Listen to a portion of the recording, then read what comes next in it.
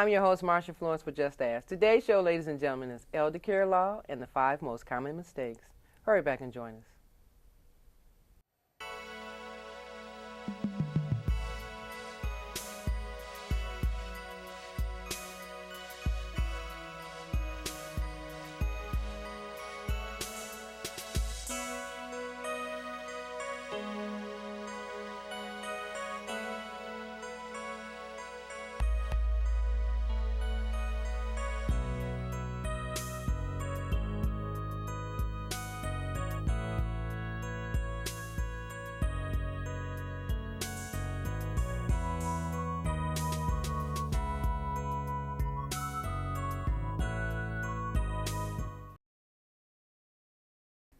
Hi, I'm your host, Marsha Florence for Just Ask. Today's show, ladies and gentlemen, is elder care law and the 5 most common mistakes.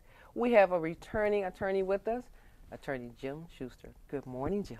And good morning to you, Marsha. Glad to have you here. Well, thank you. It's great to be back. Well, Always a pleasure. I'm about to say, glad to have you come back to join us. Well, thank you. Good, good. Now, Jim, first thing I want to tell you is that we had several phone calls from viewers who actually saw the show and said they need to talk to you. So we wanted to ask you to come back and give us some more insight on elder care law. So let's start off with some information about your practice and everything. Yes.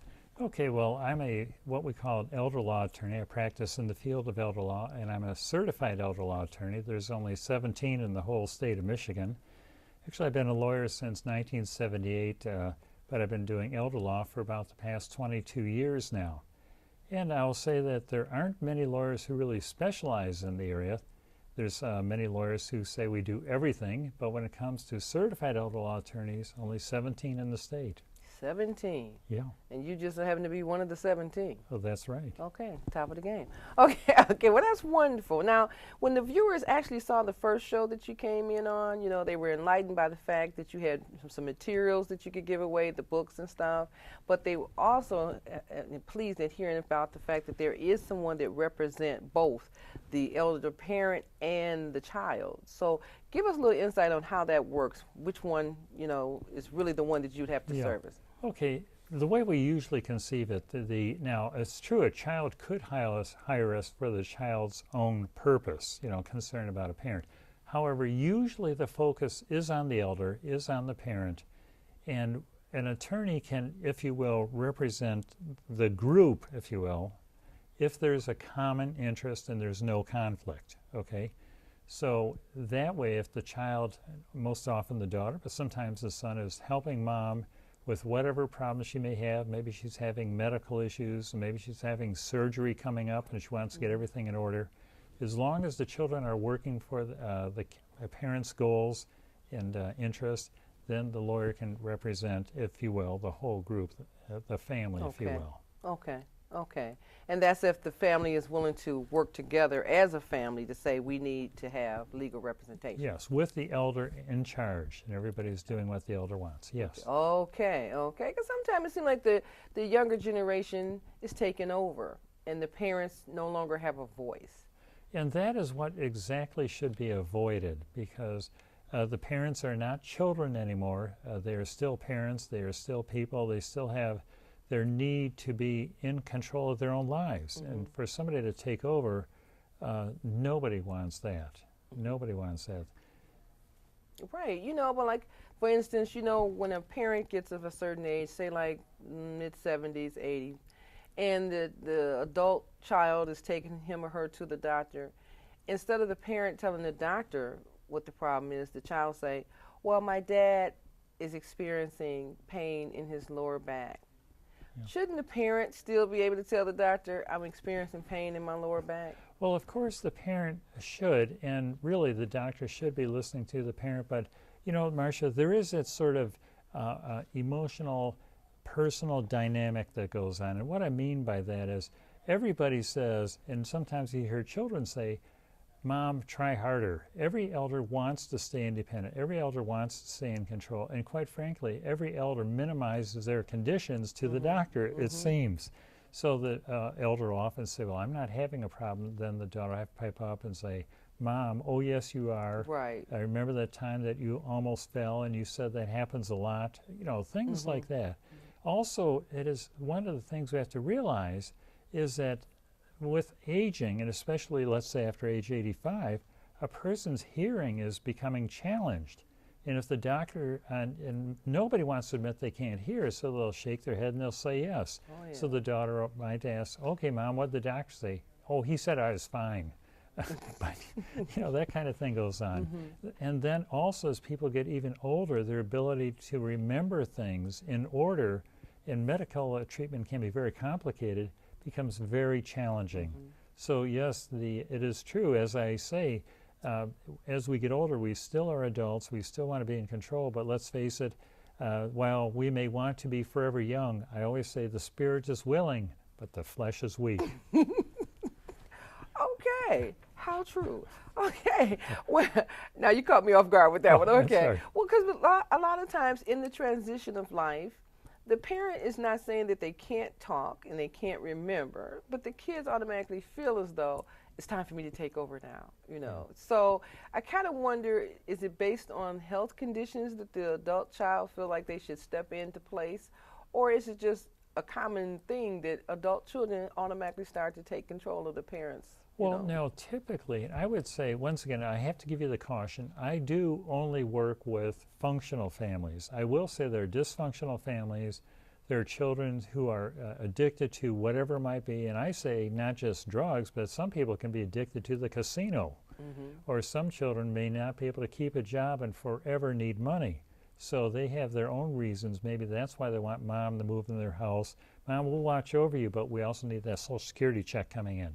Wow. Really, the guidance, the ideal situation, the way it should be, is that if a child feels that the parent is having a problem, whatever it may be, paying bills, maintaining medical regimen, whatever it might be, the child should help the parent and not really take over, see herself or himself as taking over, but doing what the parent needs to have done so the parent can maintain that quality of life, that independence, and the feeling of self-control. That's good. That's good. Because a lot of us feel as though, well, for me, caring for my parents, it was not a job. It was actually a gift because they were very much cognitive of everything around them. They knew what they wanted to eat, where they wanted to go, what they wanted to wear. So actually, my role was just the provider, which I thought was pleasant, Now, I'm not going to say we got along every day, but for the majority of the time, whatever they said they had a taste for. I mean, somebody say, I want pizza. I'm like, wow, you want pizza? We have a pizza. Somebody say, I want a corned beef sandwich. We have a corned beef sandwich. So things like that were normal. You want to go to a baseball game? I want to go to a baseball game. So I think that in terms of parenting, it's like you are actually letting them enjoy their life. Which you should. You should let them enjoy their life, not make their lives seem like it's at the end of the line and it's got to be frustrating, or you can't have this, you can't go anywhere, I'll let you know. I hear a lot of horror stories. Oh, yeah. And I just would say on a little bit on what you said, unfortunately, with many medications and medical problems and medical treatments, a person's diet does have to be limited. And, as you get older, it doesn't mean you have forgotten that you like to have certain foods, but the doctor says you should be cutting way back. And that's where the child can step up and say, now, Dad, because of your gout, you shouldn't be eating shellfish or oysters. We know you love them, but you really shouldn't, or you got to maintain your regimen once a week, not every day now. Right. I just don't feel as though you should just take everything from that person. I think that, like you said, if it's once a week or once a month, it may seem like a treat, but it's also got something to do with the health. And there you go. We're increasing their quality of life and their enjoyment of life. So there it is. All right. Because, you got some parents who say, I want a glass of wine, so I have a glass of wine with every meal, or I have a glass of wine with my dinner once a day. So if the parent is used to having that glass of wine and the doctor didn't say he or she couldn't, I think they should have the glass of wine. Of course. Okay. So I'll tell you what, we won't have wine on the show, ladies and gentlemen, but we'll be right back. We'll be right back with some more good information about the 5 common mistakes in the elder care law. We'll be right back. Everybody needs a helping hand. Take a look at your fellow man. Tell me, what can I do? Courtesy. Pass it on from the Foundation for a Better Life. Now, ladies and gentlemen, as you well know, Attorney Schuster has been with us before, so we had to have him come back because we got some phone calls. So today he's going to enlighten us on the 5 common mistakes that are made. So then we're going to start off with the first one about probate. Yeah, and here's what the problem is. Let me just get a little bit of the setup. Many elders, and the mistake is not doing anything, doing nothing at all. And many elders don't do anything because they figure if they only try harder, they can do it. So they don't really need any help. They don't want any help. They want to remain independent. And doing nothing at all, the mistake that leads into is probate. And now what we mean here is not probate on death, but lifetime probate. Matter of fact, I read a study that said that the most common reasons for a probate petition for what we call guardianship, and a guardian is somebody who makes a decision or takes over, now legally takes over for another, the most common reason in the elder population is needing permission to perform a medical procedure. So let's say that dad falls down the stairs and EMS, the 911 is called, and he's in the hospital and he's under so much pain they give him some sedate pain. Now they need to do surgery and he can't give consent. They have to have an emergency petition to probate court for guardianship. Now let's follow that a little more. Why is that a mistake? Well, many people are afraid of probate. They don't like it. Well, why? Give you an example. Suppose that the probate court has to take over all function of a person's life, not just making the medical decisions and whether you stay in your house or leave your house, but also your finances. Well, then there's a petition in the file in the probate court detailing your problems, all the medical embarrassing facts there. Then there's a hearing in probate court where there's 100 people in the room, and they get the, and by the way, they only have these hearings all in one day of the week, so they're always crowded courtrooms, people in the halls. So there is all your public problems, public business being broadcast in probate court. Then when the judge issues an order, and once again we're talking about the property side, then an inventory has to be filed, and all your property is now on public record. And every year there's an accounting. All the money came in, and oh, by the way, what was it spent for too? You talk about living in a glass house. Well, if that weren't bad enough, you're totally out of control, all your business is public, now you get to pay the court and lawyers every year for all the work they do. And they also tell you. So let me give you a small example, and I'll try to make it short and sweet. I got a call about 12 years ago from a lady who said, hi, my real estate lady told me to call you because she says we got to go to court I get permission to sell my house. And I said, well, let me ask you a little more questions. So as her story came out of her, her husband is in a nursing home and she was his guardian. Okay, all right, they spent all the money paying the nursing home. She's using credit cards to pay her bills. She'd even pay me out of a credit card. And her plan was to sell the big colonial they had, move to a condo, use excess money, pay off the bills. And it made a lot of sense, and I agreed with her. I said, but because you're your husband's guardian, yes, we do have to get court permission. So she had to hire me as an attorney. We filed a petition. Now notice, she is already guardian. Here we have another attorney, another petition. We go in front of the judge. We say, Judge, we want to get permission to sell the house. And the judge says, yes, it makes sense. And I said, Judge, why don't we terminate this conservatorship thing, because Mr. Smith, we'll call him, has no money. And why don't we just let the condo be in the wife's name? And the judge said, no, I think it should be in both names. Well, what I didn't tell you, not only did she hire me, but there's a process in the probate system where an attorney comes out and does an investigation. They call it role of guardian ad litem. Well, after the hearing, of course, the guardian ad litem, the attorney filed a favorable report. Of course, it just made sense. After the hearing, we got the attorney's bill, $2,600. Wow. And top of that, she had to pay me, so her total legal fees at the time was over $4,000 just to get permission to sell her house, and one simple legal document could have prevented all of that. So there's the big mistake of probate. Wow. So actually, well, what age should people start looking at putting together a plan for probate? Well, I would say, you see, there's, in the elder context, the sooner the better, because really, I like to say that let's just talk about something called a power of attorney, and that's a document where you give somebody permission. I say should be in place actually for everybody at any time. Even a 20-year-old could have some food poisoning, end up in the emergency room, Right. and then who's going to make decisions for her while she can't, or who's going to take care of her business if she really is, whatever really is a serious problem, auto accident, whatever. Wow. Everybody Okay. should, but once again, if you look at the elder context, do it while they can, part of the retirement planning. Mm-hmm. And here's the advantage. Now watch this one. Suppose that this retired couple's on a cruise, and suppose that Mr. Smith gets a bit of food poisoning, at a restaurant, visiting the islands. He went to the wrong place, got a little bit of food poisoning. Now he needs a medical treatment. Okay, well, who can get his records from back home? He has to give somebody authority. That's private, confidential medical information. All right, let's change it a little bit more. Let's say that they're on this wonderful cruise. They just retired, cruise of a lifetime, so no holds barred, and they get the call on the phone. Hello, Mom and Dad? You know that drunk that lives down the street? Well, his car is in your front living room. They'd like to be able to say, we don't have to go home.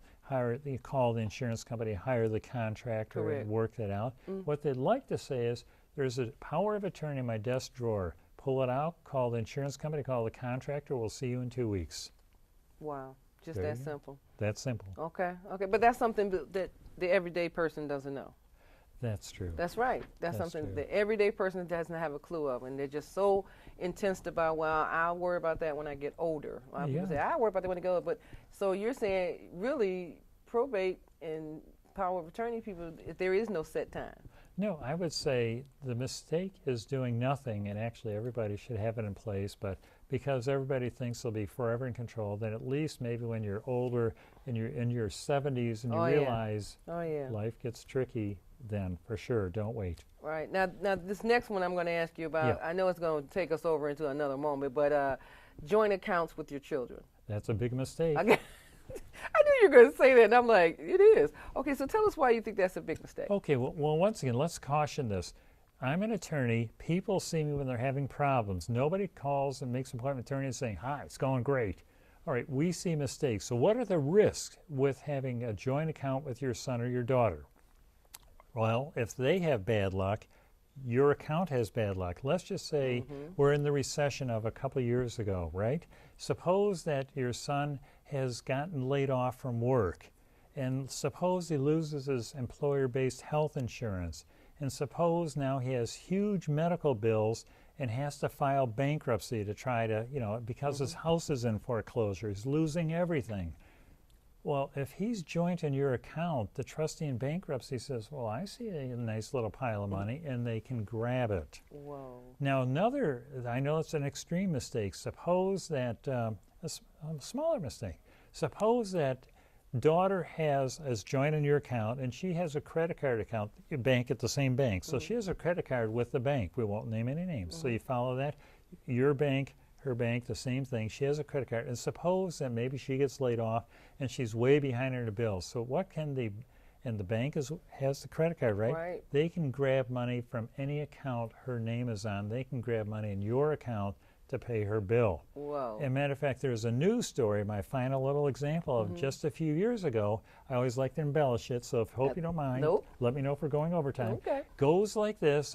The little old lady opened up her bank statement, almost had a heart attack one day because she saw $56,000 removed from her savings account.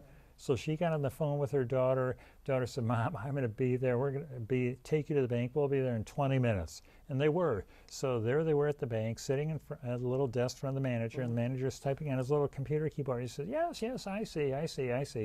The $56,000 was taken because you were behind on a loan, and you were defaulting a loan, so we took the money, owed us money, and the lady says, oh, well, thank you, that explains, I don't owe you people any money, so you made a mistake, put the money back and take it out of the right account. And the manager says, yes, you're right, Mrs. Smith, your name isn't on the account. Let's see, who is Barbara Jones? And the daughter says, I'm Barbara Jones. The manager says, well, you were defaulting the loan, so we took money out of the account. And Barbara says, oh, that was that truck loan. Yes, it was a truck loan. Wow. Well, my ex-husband took the truck to the Pittsburgh and left me with the loan. Manager said, well, we got our money now. We're happy. I mean, I know it's not funny, but it's true. Yeah. That's how things happen. It can happen. Okay, Jim. We're going to go to break, and we're going to come back with the rest of the 5 common mistakes in elder care law. We'll be right back. Risk of foreclosure have been helped by making home affordable. Find out now what your options are. Home where I belong. Now, I know that you all have questions for Attorney Schuster, and this last part where we talked about joint accounts, I know you really freaked out about that, so he's going to embellish a little bit more on that. But keep in mind, you can always give us a call at 1-800-323-5336, 1-800-323-5336, Twitter, Marsha at Just As Talk Show. Just ask a question, send us your comments, and we will make sure that Attorney Schuster gets to answer them, as well as you can have another show comment for us. Now, everybody probably wants to know, what's the recourse? Because somebody has their children on their account. Yeah. Okay. Okay. So what's the good side of that? Well, I understand that parents put their children, son or daughter, on the account so they can pay bills. Here's the way to do it. 1, don't have them as an owner on your account. Have them as your agent, what the banks call power of attorney. Make them your power of attorney on the account. Okay. 2, you want them to get the account if there's anything left after you die. Have them be the beneficiary on the account. So that way you've taken both things. 1, they can sign it for you. 2, it avoids probate on your death. And there you go. Got that, ladies and gentlemen? Okay, Jim, you scared everybody for a few minutes, I'm sure. Okay, so prepare only for the death and taxes. What does that mean? That is the third mistake. And see, many, where the first mistake was doing nothing. Then the second mistake is, oh, I'll just add my children to my account, joint accounts. The third mistake is thinking that you're all set if you just have a will. And a will is only about death. And some people say, well, I'm worried about death and taxes. All right, the will, let's face it, that is only about death. And here we're talking about life problems. We're talking about life after. You might say the 70s decades of life is the golf and tennis decades, but the 80s decade, when you're over 80, life gets scary. So you should have these preparations in place, and just having a will isn't enough, we saw already.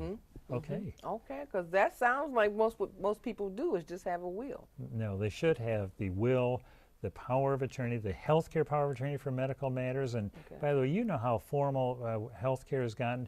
When's the last time anybody's personal physician visited them in the hospital?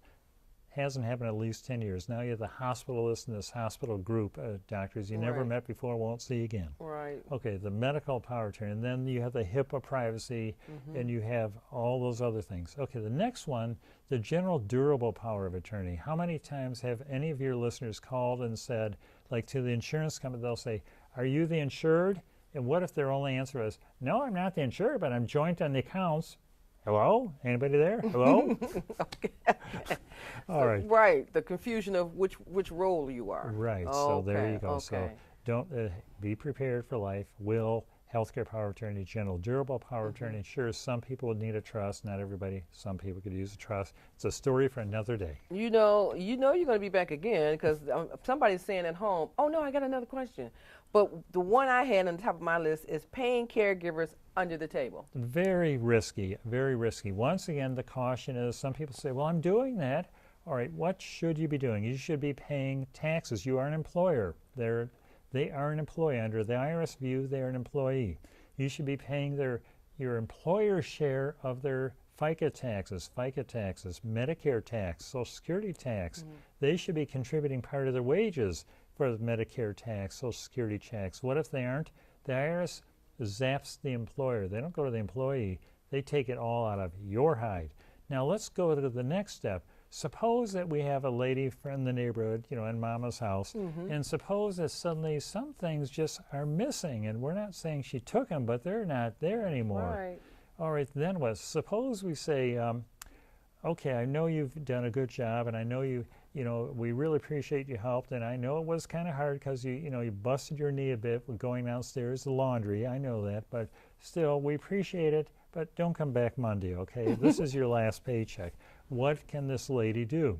She can file a claim for unemployment tax because you're an employer, and she can collect unemployment. If the unemployment agency finds out you haven't been paying your taxes, how about penalties and interest? So not only have the IRS on your back, now you have the unemployment agency. But what if she says, I can't work, I'm an employee? What about workers' compensation?